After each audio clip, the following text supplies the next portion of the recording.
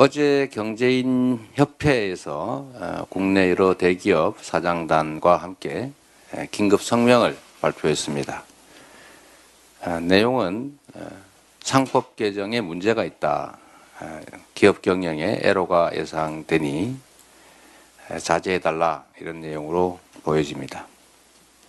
그런데 한편으로 개인 투자자들, 소액 투자자들은 신속한 상법 개정을 강력하게 요구하고 있습니다.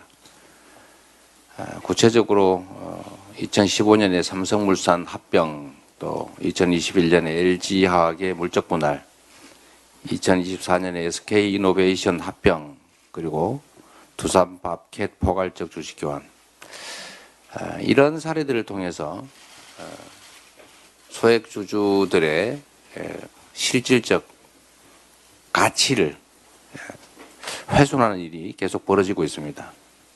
우량주인 줄 알고 샀는데 이런 여러 가지 기술 발휘를 통해서 갑자기 우량주가 불량주로 전락하니 주식시장에 대한 신뢰가 생길 수가 있겠습니까? 지배경영권 남용으로 인한 주식시장의 악화를 더 이상 방치할 수 없다는 국민적 여론도 분명히 있습니다. 그런데 일방적으로 주장하고 또 다툴 것이 아니라 우리 국민들이 지켜보는 가운데 공개적 토론을 통해서 과연 누구 주장이 옳은지, 또는 쌍방의 주장을 통합해서 합리적인 결론에 이를 방법은 없는지를 토론해 볼 필요가 있겠습니다. 그래서 오늘 상법 개정과 관련된 양측의 양 입장의 공개 토론을 제가 제안드립니다. 우리 민주당이 제가 직접 토론을 함께 참여해 보고 또 정책위 의장 등을 포함한 쌍방의 입장들을 다 취합해 본 다음에 우리 당의 입장을 확실하게 정리하도록 하겠습니다. 저는 언제나 그렇게 믿습니다. 사람이 만든 문제는 사람이 해결할 수 있다. 우리 사회에 소액 투자자들을 보호해야 된다는 점에 반대할 사람은 없습니다. 다만 그 방법을 두고 어떤 길로 가야 될지에 이론이 있을 뿐입니다. 얼마든지 타협할 수 있고 합리적 방안을 찾을 수 있다고 보니까 우리 기업계에서도 또 투자자 측에서도 신속하게 이 공개 토론에 응해 주시기를 부탁드립니다. 삼권 분립, 이것은 민주공화국 대한민국의 가장 중요한 기본 질서입니다. 특히 이 중에서도 사법부의 독립성 보장이야말로 민주주의와 법치주의의 가장 근간입니다. 행정부와 입법부 내 정치 세력이 다툰다고 할지라도 사법부의 독립성은 철저히 보장되어야 됩니다. 저는 헌법에 따라서 민주주의와 인권을 지켜온 대한민국 사법부를 믿습니다. 한때 조봉암에 대한 판결, 인혁당 사건 판결, 김대중 내란 음모 사건 판결처럼 흑역사도 없지는 않았지만 민주주의 체제가 수립된 이후, 소위 민주화 이후에는 이 모든 사건들에 대해서도 사법부의 재심 판결들이 있었습니다.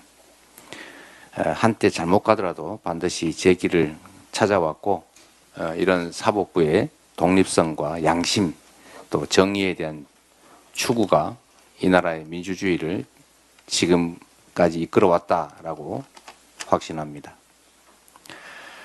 실제적으로 보더라도 지금 문재인 정부에서도 이 무도한 검찰들이 2018년 12월에 저를 4건의 허무맹랑한 사건으로 기소한 바가 있습니다.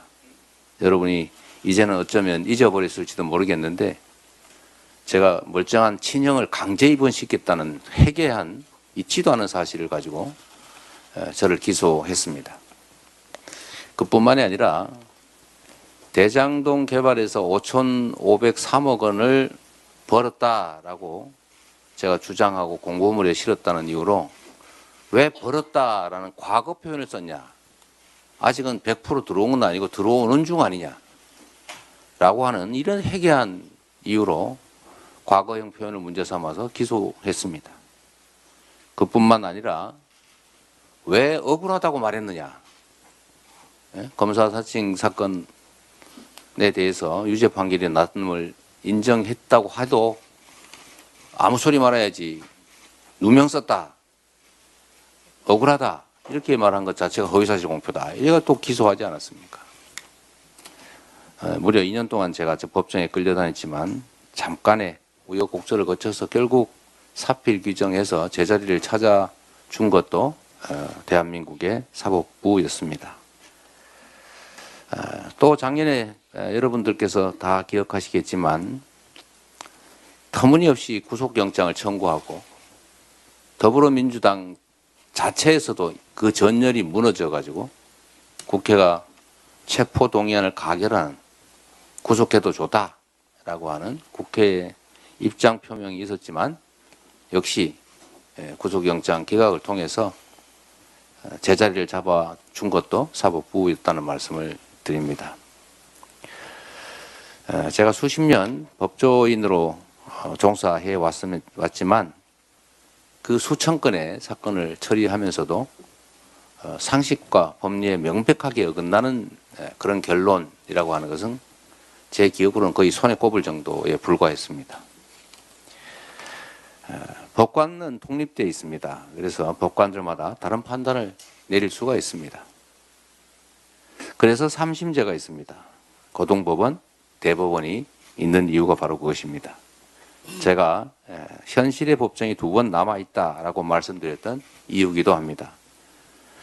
판결에 대해서 비판할 수 있습니다. 잘못된 건 잘못됐다고 말할 수 있는 게 또 민주주의입니다. 정당한 의견 표현입니다. 그러나 이를 벗어나서 사법부 전체를 싸잡아 비난하는 그런 일들은 바람직하지 않다라는 말씀을 드립니다. 양심적이고 정의감이 투철한 유능한 법관들이 훨씬 더 압도적으로 많다 이 말씀을 드린 바입니다. 지금 이 순간에도 인권과 민주주의의 최후 보루로서 정의를 발견하고 실제적 진실에 따라서 인권과 민주주의가 지켜질 수 있도록 최선을 다하고 계시는 대다수 법관들에게 그리고 사법부에 감사와 존중의 마음을 전해드리는 바입니다.